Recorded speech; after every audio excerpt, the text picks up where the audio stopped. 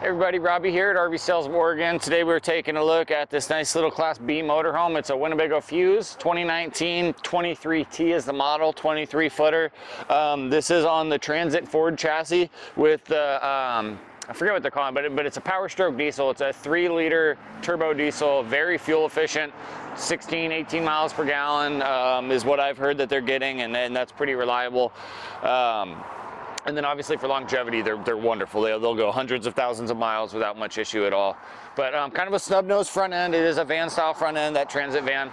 And you'll see your front cap doesn't jet out a lot because this is a Class B motorhome. So where that really makes a big difference is just driving when your headwinds is not going to catch as much without that front cap, and probably even bigger crosswinds going side to side. You're not going to get pushed around a lot. Also, this rig has a very low profile and is fairly short, so compared to something like that big Dutch Star, it's not going to get pushed around at all. Anyway, let's start walking around. Up front, we do have heated and powered mirrors here. We have, well, they're fairly new tires, 2019, and you do have a pressure monitor system on it here, so you can actually see tire pressure from inside. So if you know if something's low on maybe your inside rear tires, the ones you don't see quite as easily, you'll know about it from there.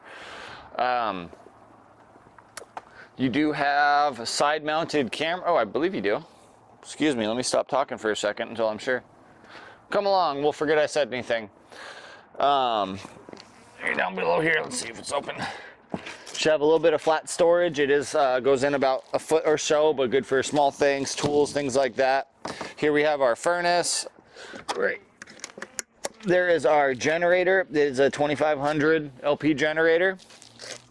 Plenty for something this big. It has a soft start AC unit on the roof, so you can actually run it on probably about 15 amps or so. So even if you're at a regular plug-in, that AC unit will work. But it's 13,500 BTU up on the roof for the AC. Outside shower here. It has a quick connect for whatever nozzle you want to put on there, whether it's just a hose end to wash your feet off or an actual shower that you wanted to mount up here. You have the ability to do either. Our city water here, city water connection. Sandy Flush will be cleaning your tanks when you're done using them. After you dump, you can do that. You won't get residual smells in your rig. Just our power cord there. It's 30 amp service on this rig. And let's see what we have here. Oh, just our dump station. So nice and easy, gray, black. Hook up that and try not to make a mess. All right. Coming to the back, we do have our backup camera with the LED lights in it, so it does have kind of a night vision type thing there. It is set up to tow with your 7-pin, 5,000 pounds of that hitch, a lot better than what you see on the Sprinter chassis. So already a benefit there on the Transit chassis versus the Sprinter chassis. So 1 vote for Ford there. Good job, Ford. Nice big 3-foot slide on your bed here. Just gives you room in the bedroom. I like the way it doesn't have slides up front. It kind of makes it more navigatable when you're traveling and you can't have those slides out. Oh shoot. That's locked, that's storage. If you're interested in the rig, let me know and I'll take a picture in there so you can see. And then out here we have a cable outlet and some plugins in case you wanted to set up a TV outside here. Here's just our water heater. It's gas and electric, 6 gallons. Oh, let's see what we have here. Batteries in your propane tank. Propane tank looks to be about one of those that's, I think it's like 20.3 gallons or something like that. But a good sized propane tank. Not gonna need to burn a whole lot of that. Especially with like your furnace and stuff on something this small. Right above our entry door here, we have a Colorado Carefree box awning, so that comes straight out, doesn't have arms that get in your way or anything, and there is a nice LED light under there to give you kind of a nice ambient light under here in the evening, and a couple of speakers to listen to some music outside. All right, come on in. Again, small little rig, kind of somewhere in between, you know, the van style and your Class C style. But kind of nice the way it's set up here. You have the bed here that pulls out into, the couch here that pulls out into a bed, and then you have your dinette facing this direction, which I think is kind of neat. It gives you this space, dining space, and you just, you know, you can lay this down. This makes into another bed, but just kind of keeps it navigatable, and also nice if you're traveling with more than 2 people to have these people kind of facing forward, just like they're in the cabin with you. While I'm up here, I gotta just point out, this is an opinion. Look how nice the cockpit looks on this thing. Just my opinion. The Sprinters can look so much, can be kind of boring, where it looks like it's just the base model everything. But the real character in that center console, the way it's kind of formed into the infotainment system, excuse me, gosh, and just the way the whole dash is set up, again, a personal opinion, but I think that's a really attractive looking cockpit up there.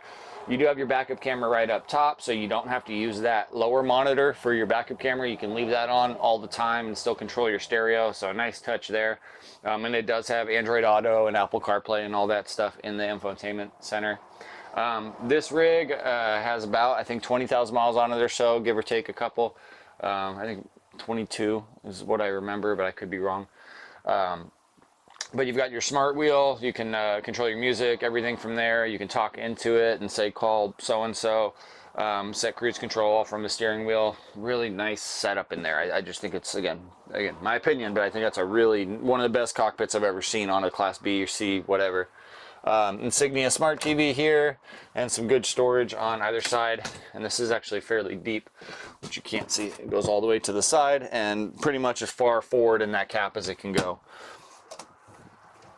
You do have some storage up here, probably perfect for registration, paperwork, things like that, sunglasses. I mean, use it however you want. It does have some rubber grips right here to keep things from sliding out, and in here it kind of dips down, probably better for paperwork on the sides there.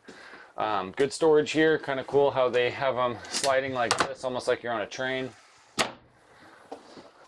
And then more storage here. So again, when you're 23 feet, you don't want to waste any space, and they've done a good job of not doing that. Kitchen's a little compact, but everything fits well. You have the farm style sink, stainless steel, with the really kind of like a shop or commercial kitchen type wand there.